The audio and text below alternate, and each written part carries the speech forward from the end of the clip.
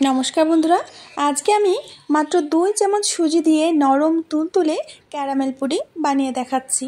গরমে প্রাণ ঠান্ডা করার মতো একটি সুন্দর রেসিপি। এই পুডিংটা বানাতে ডিম, আগার আগার পাউডার, জেলাটিন কিছুই লাগবে না। শুধু দুধ, চিনি আর সুজি দিয়েই বানাতে পারবেন। আর এটা একবার খেলে বহুদিন পর্যন্ত এর স্বাদ আপনার মুখেই লেগে থাকবে। আমি যত রকম পুডিং খেয়েছি, এটা আমার কাছে সেরা মনে হয়েছে। মুখে দেবার মাত্র মোমের মতো গলে যাবে। তাহলে চলুন শুরু করি। তো বন্ধুরা, সবার প্রথমে আমরা ক্যারামেল বানাবো। এর জন্য কড়াইতে চিনি দিয়ে 1 চামচ মতো জল দিলাম। মিডিয়াম আঁচে রেখে ক্যারামেলটাকে তৈরি করে নিতে হবে। গ্যাসটাকে বাড়াতে যাবে না, বা লো আঁচেও কিন্তু ক্যারামেলটা তৈরি হবে না। তো তোমরা ধীরে ধীরে দেখতে পাচ্ছ যে ক্যারামেলটা আমার তৈরি করে নেওয়া হয়ে গেছে। এখন একটা কেক টিন নিয়েছি। এই কেক টিনের মধ্যে আমাদের ক্যারামেলটা সেট করতে হবে।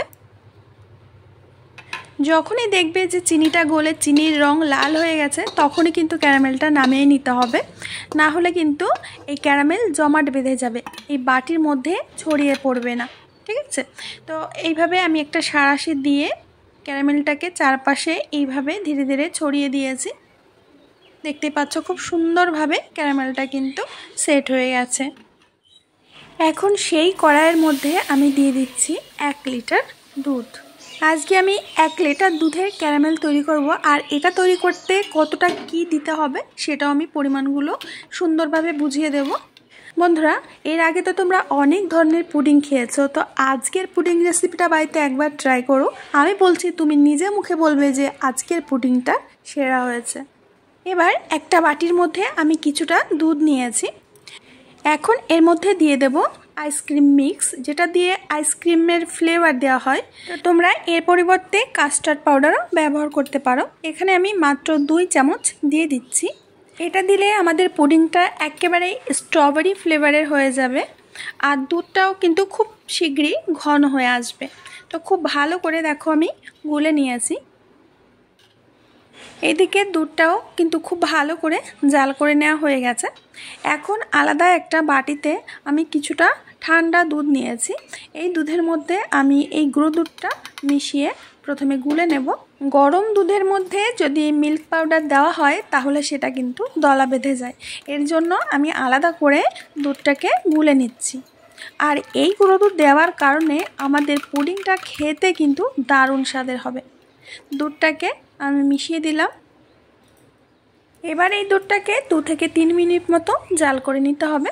এখন দিয়ে দেবো এর মধ্যে সুজি। সুজি কিন্তু খুব কম পরিমাণে দেবে। এখানে আমি বড় চামচের 2 চামচ মতো সুজি দিয়ে দিচ্ছি। সুজিটা এইভাবে দিতে হবে আর অনবরত নাড়তে হবে। এখানে যদি সুজির পরিমাণটা তোমরা বেশি দিয়ে ফেলো, তাহলে কিন্তু সুজির হালুয়া তৈরি হবে, সুজির পুডিং তৈরি হবে না।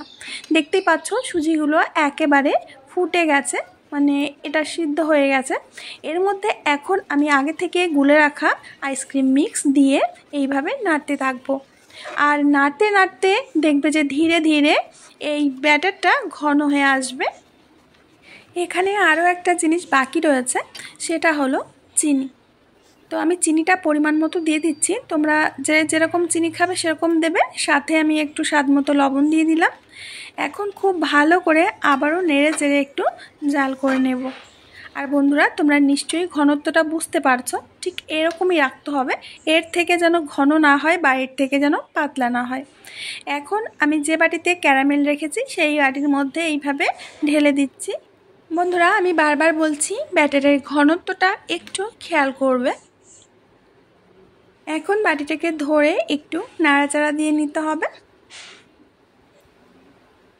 আগে থেকে আমি স্টিমারের মধ্যে জল গরম হতে দিয়েছি। এখন একটা স্ট্যান্ড বসিয়ে দিলাম।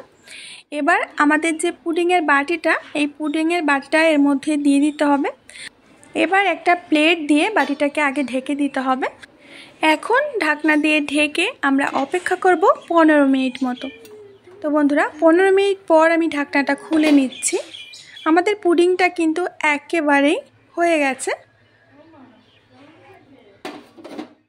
এখন এটাকে ভালোভাবে ঠান্ডা করে নিতে হবে। মোটামুটি আধা ঘন্টা মতো ঠান্ডা করে তারপরে ফ্রিজে রাখতে হবে।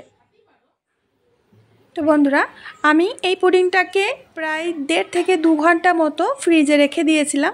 পুডিংটা কিন্তু একেবারে সেট হয়ে গেছে আর নরম তুলতুলে, তোমরা নিশ্চয়ই বুঝতে পারছো।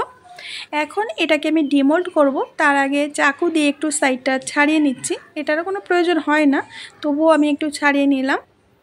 এখন এটাকে ডিমোল্ড করে নিতে হবে। আজকে যদি আমার ভিডিও দেখতে কোনো নতুন বন্ধু এসে থাকো, অবশ্যই আমার চ্যানেলটিকে সাবস্ক্রাইব করবে, পাশে থাকা বেল বাটনের অল অপশনে ক্লিক করবে, যাতে আমার নতুন নতুন ভিডিও আপলোড করা মাত্র সবার প্রথমে তোমার সামনে পৌঁছে যায়।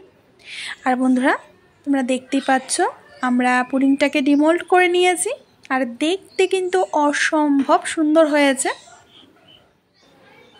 আর আমার ছোট্ট ছেলেটা এসে প্লেটটা এমন পরিমাণে ঝাঁকিয়েছে যে আমার পুডিংটা মাঝখান থেকে একটু ফেটেও গেছে, দেখতে পাচ্ছ। তো কোনো সমস্যা হবে না, মানে ভেঙে যাবে না, একটু ফেটে গেছে। এখন আমি পুডিংটাকে কেটে নেব। আর এটা কতটা নরম তুলতুলে হয়েছে তোমরা নিশ্চয়ই বুঝতে পারছো। এই দেখো, এখন পুডিংটাকে আমরা কেটে নিচ্ছি।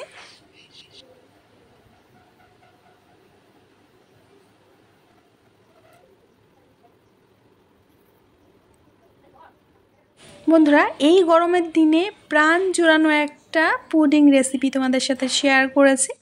আশা করছি আজকের পুডিং রেসিপিটা তোমাদের অনেক ভালো লেগেছে। আর এই পুডিংয়ের স্বাদ এতটাই বেশি হয় যে তুমি সত্যিই একবার খেলে বহুদিন পর্যন্ত এর স্বাদ তোমার মুখেই লেগে থাকবে। আর দেখতেই পাচ্ছ যে এটা কতটা পরিমাণে পারফেক্ট হয়েছে, নিশ্চয়ই তোমরা বুঝতে পারছো।